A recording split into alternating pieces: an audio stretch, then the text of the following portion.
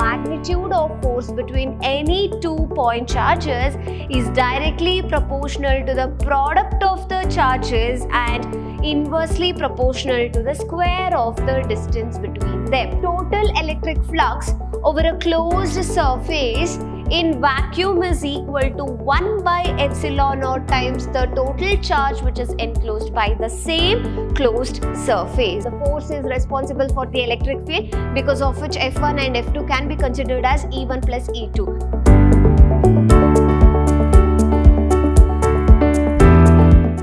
Hello everyone, I am Vrinda, Faculty of Physics from Vidhyaashram Pre-University College, Mysuru, welcoming you all to session 1 of revision class. This is revision of electric charge design fields. Okay, so chapter 1 revision class. In this class, I'm going to tell you about the chapter introduction, chapter weightage, question types, question and answers. Along with question types itself, you will get the answers, and finally the recap whatever we had done today. Okay, so here we have chapter introduction, that is what exactly is electric charge design fields contains. So in this chapter, it is all about the charges, naturally occurring electricity, as well as artificially induced electricity, wherein we consider the positive and negative charges which is responsible for the electric current, that is the flow of charges. And which are those charges? Positive as well as negative. Here we have the two charges which experiences certain force, because of which there is production of current. Okay, so here in this chapter we study about Coulomb's law, vector form of Coulomb's law, and we study about Gauss law, Gaussian surface, and how exactly this behavior of charges takes place inside the conductor and outside the conductor, how the force is experienced for an infinite plane sheet, how is the electric field in an infinite plane sheet, in an infinite straight conductor, as well as the spherical shell. All these concepts are studied under this chapter, and as well as the main important things, two concepts are like the properties of electric charges and the properties of the electric field lines are the concepts what we study under this chapter. So here you have total marks allotted is 8 marks, but last year it was more of it, because of which I have added 5 mark numerical over here.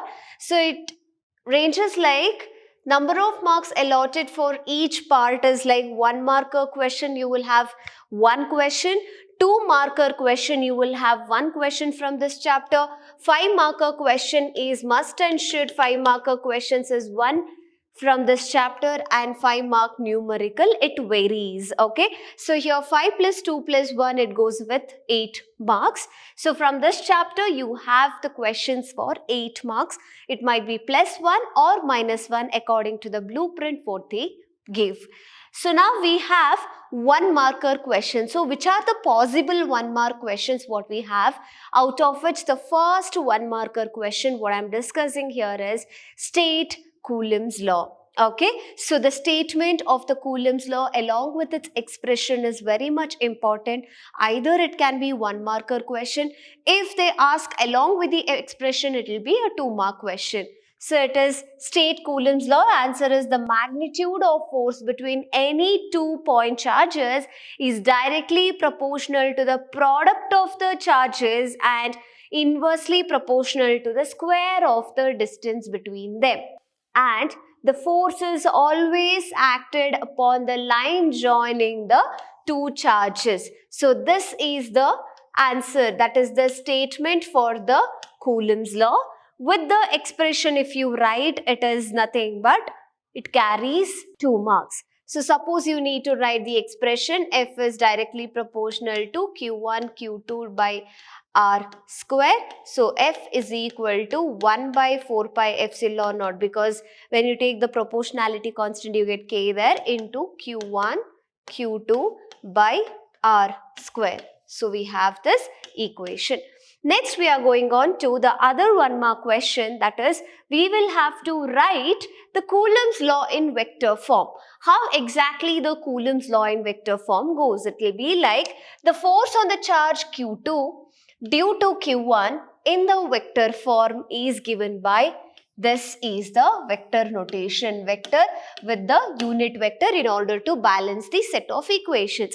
So once you give the formula, you will have to mention what is meant by F, what is epsilon naught, what is Q1 by Q1, what is Q2 and what is R. Suggest all these representations you will have to write down once you write the equation. That is the way of writing the expression. So now third possible question is like state Gauss's law. Okay, this is one of the important question. So here you have the total electric flux over a closed surface in vacuum is equal to 1 by epsilon naught times the total charge which is enclosed by the same closed surface. Okay, so flux is usually represented as phi is equal to charge into 1 by epsilon naught times. Okay, so 1 by epsilon naught times the total charge. So you can even write phi is equal to Q by epsilon naught. This is a flux in case of the electric field, that is called as Gauss law in electrostatics. Okay, so that is all about the statement as well as the expressions. You can write what is phi, what is Q, what is epsilon naught, all those things you will have to write what does it resemble. Okay, so that is all about this possible question. And next question type is define Gaussian surface. What is meant by Gaussian surface? It is the imaginary surface for the application of the Gauss law. Just one single word, imaginary surface. Why are we using it? For the application of Gauss law into certain objects in order to find out the electric field in that object. Understood? So that's all about the Gaussian surface. Next we are going on to properties, that is 2-marker questions arrives like mentioning the properties of electric charges. Here few of the properties I have mentioned, out of which for 2 marks you can write any of the 2 points. Okay, so whenever they ask, if they ask difference for 2 marks, 2 points has to be there. From one set it is 2 points, from the other set it is 2 points. Likewise, if you write 3 or 4, it's well and good for the safety, because sometimes you won't be writing the proper statement or the proper line, or else 2 points are sufficient for you to score marks. So it will be like mention the properties of electric charges. It is additive in nature, it is conserved, quantized, like poles repel, unlike poles attract each other, and it's a scalar quantity out of which the valid points are all 4. You can write scalar quantity, you can just add up in any of the points and then you can just give it up. Okay, so these are some of the properties of the electric charges, which is a possible question in 2-marker questions. Next possible question here is mention the properties of electric field lines. So what are the properties of the electric field lines? You spoke about the properties of electric charges, and properties of electric field lines is now coming up here. So which is considered as most important one. There is 99% of possibilities of this question arriving. Okay, so here you have got 4 points, out of which 2 points are sufficient to score 2 marks. If it is 3 marks, 3 points you will have to write. If it is, usually the 5-marker questions are taken up by some other derivations from this chapter. This has got the marks possibilities of 2 marks or else 3 marks. Okay, so next we are getting on to the 5-marker question, which says that derive an expression for the electric field at a point on a dipole axis. Out of 5 derivations from this chapter, 1 derivation is a sure one for your 5-marker question, which will arrive at part D, 4th Roman number. The very first question will be from this chapter for 5 marks. Okay, and out of 5 derivation, 1 question is 100% sure. So it is derive an expression for electric field at a point on a dipole axis. We have to draw the dipole axis with the charge and all those and naming, and you have to give a statement. Let us consider this point is at a certain distance from this point. All these things you will have to consider. Then equation for F1, force due to charge. Equation, you have to equate for the force due to charge as F2, and then equate the resultant electric field at P, that is E1 plus E2. This will be E1, this is the electric field. The force is responsible for the electric field, because of which F1 and F2 can be considered as E1 plus E2. By having that equation, you have to substitute for these two, and finally you have to arrive at this expression E is equal to 1 by 4 pi epsilon naught 2p vector divided by r cube. So if you just want to know the detailed explanation of this derivation, you will have to get back to the class, that is chapter 1, electric charges and fields. There are sessions under this chapter, so you can just pick up the session where I have cleared the derivation of this in detail. Okay, so this is how you will have to check on. So these are the just hints what I'm giving to you, that you will have to take the diagram, apply the diagram and apply the electric field for the charge Q1, then charge Q2, and fuse those two electric field to get the total electric field in the dipole axis. So you will have the formula, that is E is equal to 1 by 4 pi epsilon naught 2p vector divided by r cube. This is one of the 5-marker questions and important one. Okay, next is derive an expression for electric field at a point on an equatorial line. This is also a very important derivation which is for 5 marks. Again, we will go with the diagram over here, that is equatorial triangle you are supposed to draw, and you have to check on to the electric field in this. We have given this parallel by using parallelogram law of vector addition. We have solved same session or under the chapter 1, electric charges and fields, the sessions we have derived this in detail. So if you want to go through with this, you will have to get back to those sessions. Okay, so you have to equate for the force which is over here, that means electric field you're calculating, again an electric field over here, and then you have to merge these two by using parallelogram law of vector addition. Under that you will arrive at E is equal to minus 1 by 4 pi epsilon naught p vector divided by r cube. And why that negative sign? It is because of the dipole moment which is acting in the equatorial plane. Okay, so next we are getting on to the third derivation, and these third derivation, fourth derivation and fifth derivation, these three derivations are from Gauss law concept.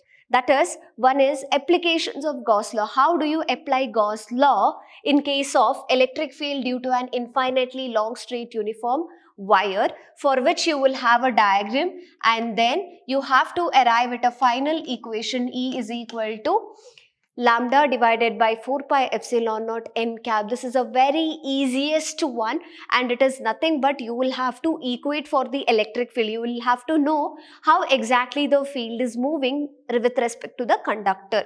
That one you will, with respect to the conductor, you will have to check. Along with that, by application of the Gauss equation, that is phi is equal to q by epsilon naught, and continuous charge distribution,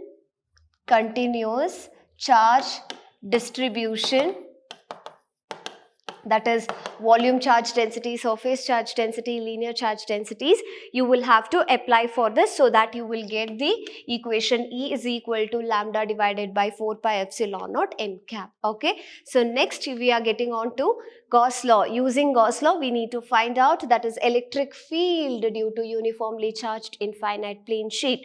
For this, you will have to come up with the diagram, must and should, that diagram, and then it is, we have to arrive at an equation E is equal to sigma divided by 2 into epsilon into n cap.